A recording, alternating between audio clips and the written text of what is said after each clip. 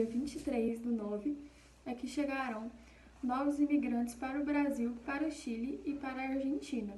Cerca de 1.800 italianos chegarão ao Brasil em 1921, no nosso próximo ano, e cerca de 600 mil irão para a Argentina.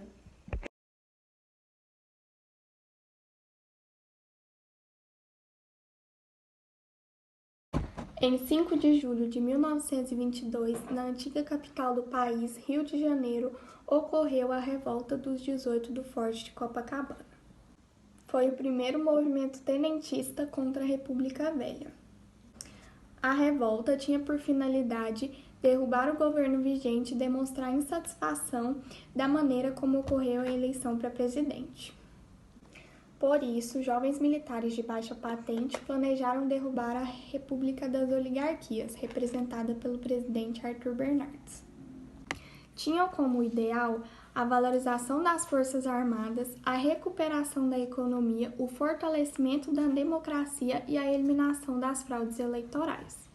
301 combatentes no Forte de Copacabana, quando ele foi bombardeado pela fortaleza de Santa Cruz da Barra. O capitão Eurídice Hermes pediu para que deixassem o forte, porém 29 revoltosos permaneceram forte e o capitão foi preso ao sair para tentar negociar com o governo. Sem possibilidade de vitória, rasgaram a bandeira em 28 pedaços que foi entregue a cada um deles. Dispostos a defender seus ideais até a morte, resolveram sair e enfrentar as tropas do governo, que contava com 3.000 soldados, seguindo pela Avenida Atlântica em direção ao Palácio do Catete.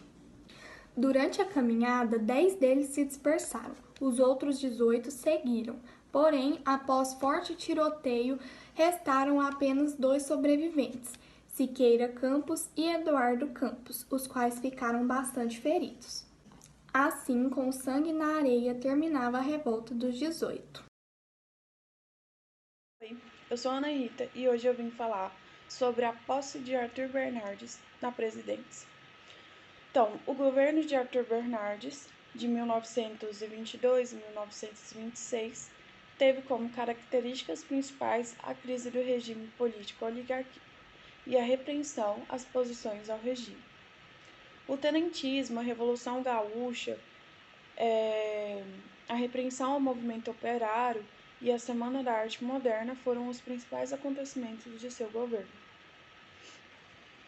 Após não terem conseguido um nome de consenso nas eleições de 1918, levando o paraibano Epitácio Pessoa à presidência, paulistas e mineiros conseguiram um acordo em torno do nome de Arthur Bernardes para uma campanha de 1922. Foram obrigados a enfrentar a oposição das elites rurais de Rio Grande do Sul, Bahia, Pernambuco e Rio de Janeiro. Os estados lançaram candidatura de Nilo Peçanha no movimento chamado Reação Republicana. As eleições aconteceram em março de 1922 e já em julho do mesmo ano ocorreu um movimento militar contra o governo. O episódio dos 18 Forte de Copacabana daria início ao movimento tenentista, que cobrava alterações no regime político nacional, buscando uma democratização da participação. Seria o primeiro a ser relacionado ao tenentismo. Depois, a Revolução Paulista de 1924 e a Coluna Prestes a partir de 1925. Pânico em São Paulo, a revolta tenentista. Nesse dia, em 1924, tanques e bombardeiros causaram caos e mudaram a política do país. A cidade da Garoa acordou tomada pela neblina da manhã de 5 de julho de 1924. As pessoas começaram sua rotina num frio de 5 graus, sem saber que a cidade estava sitiada.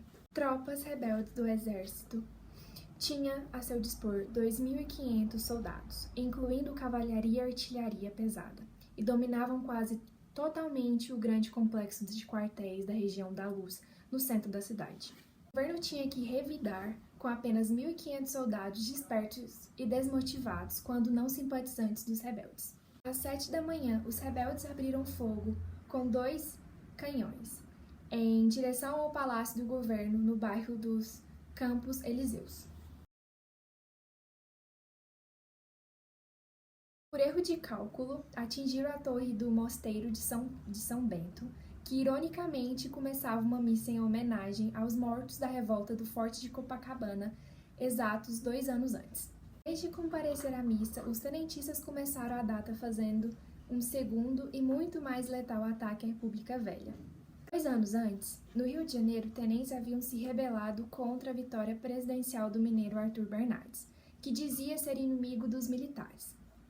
Após serem bombardeados por mar e terra, os tenentes liberaram o grosso da tropa para debandar, se quisesse, e fizeram um ataque suicida pela cidade, no qual apenas alguns deles sobreviveram. O grupo ficou conhecido como os 18 do Forte, quando 18 deles foram fotografados por um autor desconhecido. O movimento foi massacrado. Muitos insurgentes morreram e aos poucos sobreviventes inspiraram a revolução que assolava São Paulo naquela manhã nebulosa de 5 de julho.